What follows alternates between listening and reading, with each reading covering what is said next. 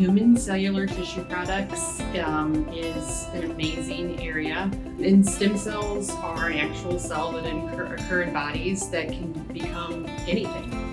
It can become skin cells, tissue cells, and there have even been some studies where they've regrown organs using stem cells. So it's just a basic building block of a cell.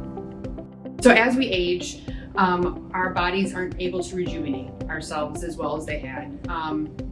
Maybe you've noticed this when you fall down or when you've been sick, it takes you longer to heal than when you were a child. This is something that our body had years ago, but we're just giving a little kickstart by adding some new ones.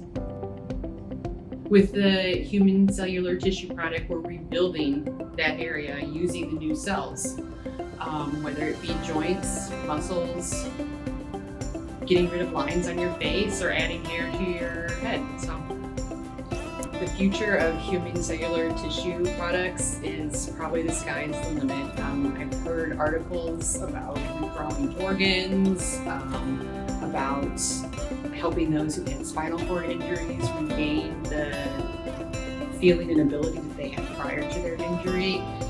I think the sky's the limit on